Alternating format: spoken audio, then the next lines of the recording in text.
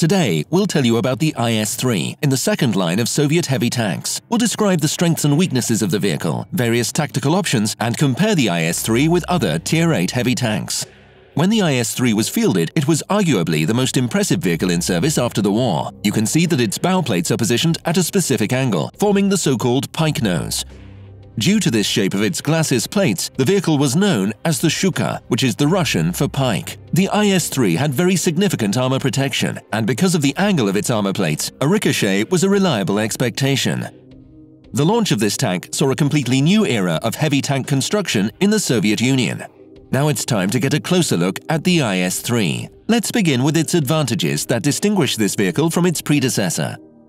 First of all, the vehicle is given a traditional shape and low silhouette. Secondly, the tank's turret is completely curved and almost impossible to penetrate from the front. Thirdly, the hull side skirts were introduced. If the tank is positioned diagonally, these can significantly decrease the penetration potential of enemy shells. As we've mentioned before, the vehicle's bow is pointed, and this fact can naturally lead to ricochets or non-penetrating hits. The frontal armor plates of the IS-3 can reliably prevent penetration by HE shells and shots from enemy SPGs, but nevertheless, don't waste your hit points by exposing your vehicle to artillery fire. Amongst the other tanks of this class, the main gun of this vehicle has a high average damage value, 390 HP, and its penetration potential is 225 mm.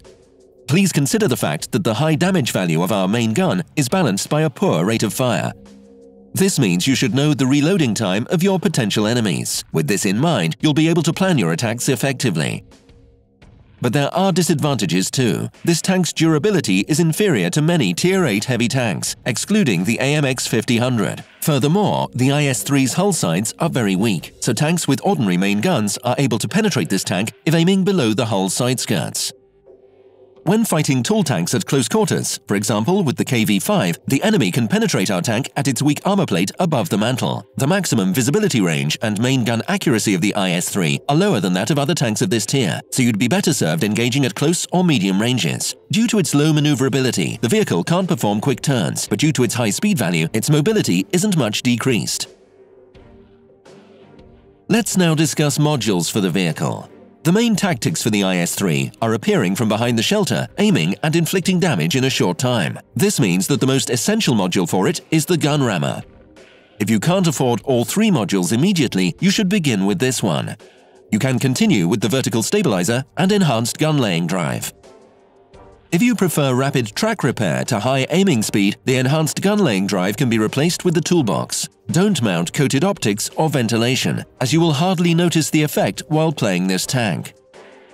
The sequence for improving the skills of your crew is typical for heavy tanks. Sixth Sense, Repair and Jack of all trades for the commander, Repair, Snapshot and Armorer perks for the gunner, Repair, Clutch braking and off-road driving for the tank driver, and finally, Repair, Safe stowage and Adrenaline rush for the loader. Please take note that the most important skill is Repair, which allows the repairing of damaged modules quickly. Without this module, it'll take quite a while to repair your tracks, and by that time your armor will probably be well perforated and your tank will be destroyed. The suggested consumables are first aid kit, repair kit, manual fire extinguishers, gasoline. Now that we've considered the strengths and weaknesses of the IS-3, mounted all essential modules, and improved the skills and perks of the crew members, it's time to move on to battle tactics. First and foremost, we should mention that this tank is easy enough to master, so many players will like it. Its combat power provides a firm footing while fighting enemies of the same tier and of higher tiers, and this means you won't have to act passively, lie in wait, or stay at the base if you choose this tank. This vehicle is completely attack-oriented, so you'd better hurry to the fore and take key positions. Don't go there alone though, be sure to enlist your ally support, as an unsupported IS-3 would be easy meat for the enemy tanks. Try to cooperate and act as a unit. It will be easy for you to force through the enemy's defense or to control the enemy at the flanks. Try to hold enemy middle tanks off and pay enough attention to your minimap. City locations are where the IS-3 performs at its best. Well, if you're playing in a Tiger, due to its high rate of fire and accuracy, you can stay in open terrain, plinking shots at the enemy from afar, one by one. Remember that the IS-3, however, is much more effective at close or mid-range, and besides, you'd want to shelter while reloading.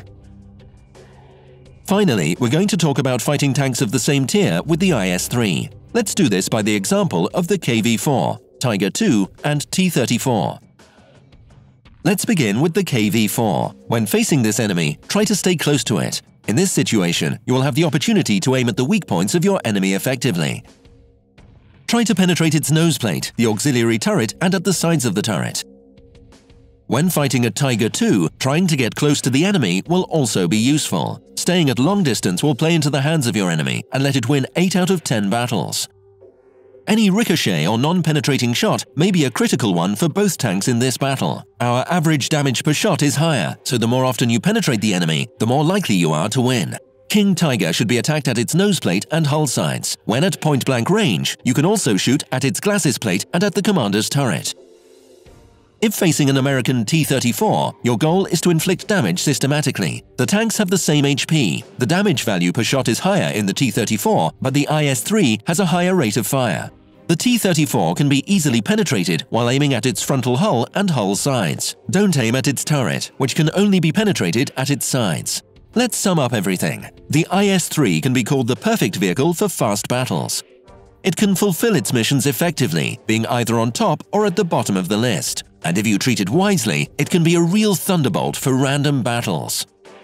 This is all for now. We hope that the data provided helps you to make an informed choice, and we are waiting for your comments on the forum. See you soon!